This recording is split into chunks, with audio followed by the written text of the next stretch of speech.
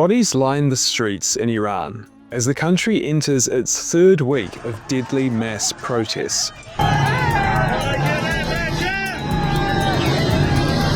The movement was initially sparked by anger over rising costs of living, but it's now evolved into a massive protest against Iran's theocratic regime. The regime has thrown an internet blackout over the entire country, and one human rights group warns the death toll could be up to 2,000 people, as authorities crack down on protesters with mass killings.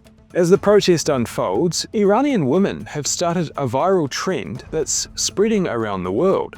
The women are burning images of the country's Supreme Leader, Ayatollah Khamenei, sometimes even using the flaming photograph to light their cigarettes.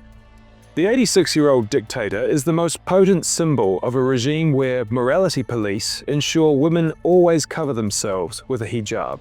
It's been that way since 1979, when Iran's secular monarchy was overthrown by an Islamist revolution. Iran was once a relatively liberal country with much greater freedoms for women. But shortly after the revolution, the new government introduced a mandatory dress code for women.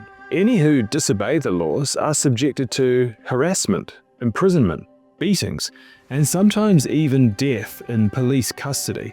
In 2022, women's rights protests erupted when Mahsa Amini died after being held by the morality police for allegedly not wearing a hijab.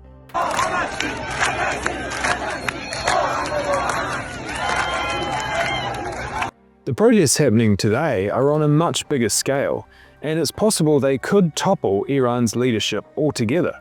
Iranian Australian lecturer Sahar Kajani told us the trend of burning the Ayatollah's photo is a symbol, giving other women motivation and hope.